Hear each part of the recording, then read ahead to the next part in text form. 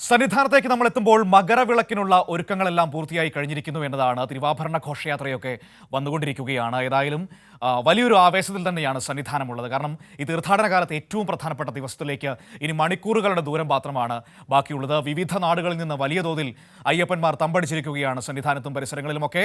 സുജു നമ്മളോടൊപ്പം ചേരുകയാണ് ശബരിമലയിൽ നിന്ന് മകരവിളക്കിന്റെയും മുന്നൊരുക്കങ്ങളുടെയും ഒക്കെ വിശേഷങ്ങളുമായി. സുജുവെ, സ്വാമി ശരണം.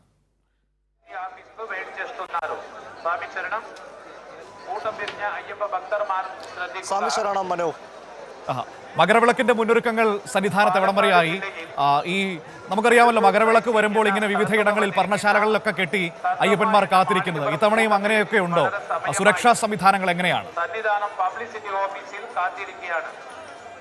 തങ്കമ്മ മാളികപ്പുറത്തിന്റെ കൂടെ വന്നിരിക്കുന്ന മനോ, ഇത്തവണയും പർണശാലകൾ കെട്ടി പതിനായിരങ്ങളാണ് ഇപ്പോൾ സന്നിധാനത്ത് ഇതിനോടകം തന്നെ തീർത്ഥാടകർ തങ്ങിയിരിക്കുന്നത്. നമുക്ക് ആദ്യം രാവിലെ ഈ സോപാനത്തിന് സമീപം ഒരു ദൃശ്യത്തിലേക്ക് പോകാം. അതായത് വളരെ മനോഹരമായി ഓലയും അതുപോലെ വാഴപ്പിണ്ടിക്ക് ഉപയോഗിച്ചുകൊണ്ട് ചില നിർമ്മാണ പ്രവർത്തനങ്ങൾ നടക്കുന്നുണ്ട്.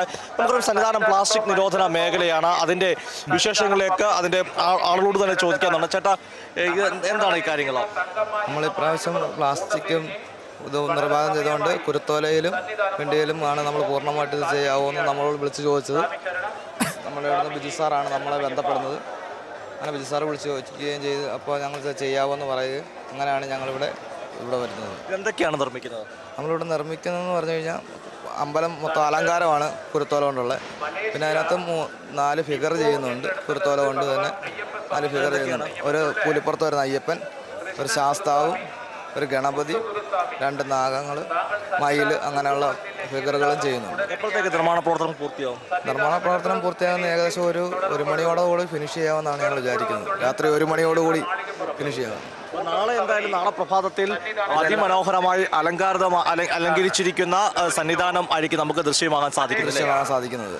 മനു, അത് തന്നെയാണ് പ്ലാസ്റ്റിക് ഒരു വിമുക്ത മേഖല കൂടിയാണ്. അവിടെയാണ് ഈ സന്നിധാനം അലങ്കരിക്കാൻ വേണ്ടി ഈ ഓലയും വാഴപ്പിണ്ടിയൊക്കെ ഉപയോഗിച്ചുകൊണ്ട് നിർമ്മാണ പ്രവർത്തനങ്ങളോട് നടത്തുന്നത്. വളരെ മനോഹരമായ കാഴ്ചയാണ് നമുക്ക് ഈ ദൃശ്യങ്ങളിൽ കാണാൻ സാധിക്കുന്നത്. മനു, ചോയ്സിലേക്ക് തിരികെ എത്തുമ്പോൾ ശബരിമല സന്നിധാനം തീർച്ചയായിട്ടും മകരവിളക്കിനായി ഒരുങ്ങിക്കഴിഞ്ഞിരിക്കുകയാണ്. ഇന്ന് 50,000 പേർക്ക് വെർച്വൽ ക്യൂ ബുക്കിംഗ് അനുവദിച്ചിട്ടുള്ളൂ. 5,000 തീർത്ഥാടകർക്കാണ് ഇന്ന് സ്പോട്ട് ബുക്കിംഗ് അനുവദിച്ചിട്ടുള്ളത്. നാളെ സ്പോട്ട് ബുക്കിങ്ങിൻ്റെ എണ്ണം 1000 ആയിട്ട് കുറയുകയും ചെയ്യും. ഇന്നും ഇന്നലെയും ശബരിമലയിൽ പമ്പയിൽ നിന്ന് പമ്പയിലേക്ക് എത്തണമെങ്കിൽ നിലയ്ക്കൽ സ്പോട്ട് ബുക്കിങ്ങും അല്ലെങ്കിൽ നിലയ്ക്കൽ ചെന്ന് സ്പോട്ട് ബുക്കിംഗ് നടത്തണം. സ്പോട്ട് ബുക്കിംഗ് കേന്ദ്രം പമ്പയിൽ ഇന്നില്ല. അതായത് സ്പോട്ട് ബുക്കിംഗ് നടത്തിയവരും വെർച്വൽ ക്യൂ നടത്തിയവരും മാത്രമേ ഇന്ന് പമ്പയിലേക്ക് തീർത്ഥാടകരെ ഇന്ന് കടത്തിവിടുന്നുള്ളൂ.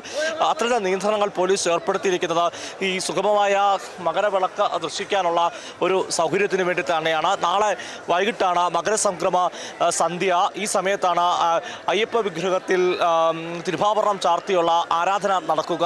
എന്തായാലും അതിനുവേണ്ടിയുള്ള ഒരുക്കങ്ങൾ പൂർത്തിയായിരിക്കുകയാണ്. ഇന്നലെ പന്തളത്തു നിന്ന് വലിയ കോയിക്കൽ ക്ഷേത്രത്തിൽ നിന്ന് തിരുവാഭരണ ഘോഷയാത്രയും ആരംഭിച്ചു. ഇന്ന് 2ാം നാളാണ്. 3ാം നാളാണ് പമ്പയിൽ എത്തിച്ചേരുക. പമ്പയിൽ എത്തിച്ചേർന്ന ശേഷം ആചാരപൂർവ്വം അത് പിന്നീട് ദേവസ്വം വകുപ്പ് മന്ത്രിയുടെ സാന്നിധ്യത്തിൽ സ്വീകരിക്കുകയും 18ാം പടിക്ക് മുകളിൽ വെച്ചാണ് ക്ഷേത്രതന്ത്രിയും മേൽശാന്തിയെല്ലാം സ്വീകരിച്ചുകൊണ്ട് ആനയിക്കുന്നത്. എന്തായാലും ശബരിമല പൂർണ്ണമായിട്ട് ഇത്തവണ ഈ മകരവിളക്കിനായി ഒരുങ്ങിക്കഴിഞ്ഞിരിക്കുകയാണ്.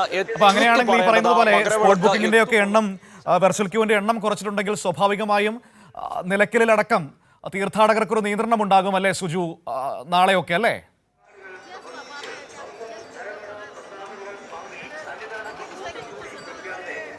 തീർച്ചയായിട്ടും ഈ ഇതിൻ്റെയൊക്കെ ഭാഗമായി നിലയ്ക്കൽ ഉൾപ്പെടെയുള്ള പ്രദേശങ്ങളിൽ നാളെ നിയന്ത്രണം ഉണ്ട്. അത് തീർത്ഥാടകരെ ഇപ്പോൾ പോലീസിന് ലഭിക്കുന്ന വിവരമനുസരിച്ചെങ്കിൽ അതായത് ഇന്നും നാളെയും നിലയ്ക്കൽ നിന്ന് പമ്പയിലേക്ക് കടത്തിവിടുന്നത് രാവിലെ 14 രാവിലെ നാളെ 7 മണി മുതൽ നിലയ്ക്കൽ ഗതാഗത നിയന്ത്രണം ഏർപ്പെടുത്തും. നാളെ രാവിലെ 10 മണി വരെ മാത്രമേ നിലയ്ക്കൽ നിന്നും പമ്പയിലേക്ക് വാഹനങ്ങളെ കടത്തിവിടുകയുള്ളൂ. ഉച്ചയ്ക്ക് 12 മണി വരെ മാത്രമേ പമ്പയിൽ നിന്ന് ഭക്തരെ സന്നിധാനത്തേക്കും കടത്തിവിടുകയുള്ളൂ. തിരുവാഭരണം വഴിയാനാവട്ടത്ത് എത്തുന്ന സമയം മുതൽ പിന്നീട് തിരുവാഭരണം ശരംകുത്തിയിൽ എത്തിയ ശേഷം മാത്രമേ തീർത്ഥാടകരെ പമ്പയിൽ നിന്ന് സന്നിധാനത്തേക്ക് കടത്തിവിടുകയുള്ളൂ. മറ്റൊരു നിയന്ത്രണം എന്ന് പറഞ്ഞാൽ മുൻകാലങ്ങളിലാണെങ്കിൽ ഈ പർണശാലകൾ കെട്ടി താമസിക്കുന്ന തീർത്ഥാടകരെ സംബന്ധിച്ചോളം അവർക്ക് പാചകം ചെയ്ത് ഭക്ഷണം കഴിക്കാനുള്ള അവസരമുണ്ടായിരുന്നു. എന്നാൽ ഇത്തവണ അതിന് നിരോധനമുണ്ട്. പക്ഷേ ഇത്തരം നിരോധനം ഏർപ്പെടുമ്പോൾ ദേവസ്വം ബോർഡ് ഈ അന്നദാന മണ്ഡപത്തിൽ മാത്രമല്ല പാണ്ടിത്താവളത്തിനടുത്തും ഈ തീർത്ഥാടകർക്ക് പ്രത്യേകമായി അന്നദാനം നടത്തി അവർക്ക് അത്തരം ഇത്തരമൊരു നിരോധനം അവരെ ബുദ്ധിമുട്ടിക്കാത്ത തരത്തിലേക്ക് എത്തിക്കുന്നു. അതായത് സുരക്ഷ മുൻനിർത്തി ചില നിയന്ത്രണങ്ങൾ ഏർപ്പെടുത്തുമ്പോൾ അത് തീർത്ഥാടകർക്ക് ഒരു തരത്തിലും ബുദ്ധിമുട്ട് വരാത്ത തരത്തിലാണ് ദേവസ്വം ബോർഡിന്റെ ക്രമീകരണങ്ങളും എന്നത് എടുത്തു പറയേണ്ട ഒരു കാര്യം തന്നെയാണ്.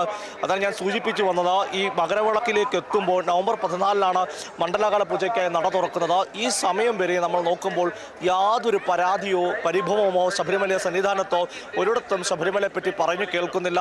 അത് പ്രതിപക്ഷ നേതാക്കളാകട്ടെ, രാഷ്ട്രീയ നേതാക്കൾ, പോലീസ്, എല്ലാ ആളുകളും സംതൃപ്തരാണ്. ഇന്നലെ സനോജ് നടൻ ജയറാമിനോട് ചോദിക്കുമ്പോഴും ജയറാമും 100% സംതൃപ്തിയാണ് രേഖപ്പെടുത്തുന്നത്. അത്തരത്തിലെ സംതൃപ്തിയോടെ ഉള്ള ഒരു തീർത്ഥാടന കാലമാണ് സമാപനത്തിലേക്ക് ഇപ്പോൾ എത്തി നിൽക്കുന്നത്.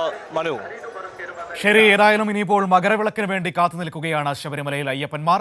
ഏതായാലും നാളെ മകരവിളക്ക്, ഒപ്പം തന്നെ തിരുവാഭരണ ഘോഷയാത്ര എത്തുന്നു. തിരുവാഭരണം ചാർത്തിയുള്ള ദീപാരാധന, അങ്ങനെ അയ്യപ്പന്മാരെ സംബന്ധിച്ച് ഏറെ പ്രധാനപ്പെട്ടതാണ്. ഈ തീർത്ഥാടന കാലത്തിന്റെ ഏറ്റവും മനോഹരമായ ഒരു ദിവസത്തിലേക്കാണ് നമ്മൾ കടക്കാൻ വേണ്ടി പോകുന്നത്.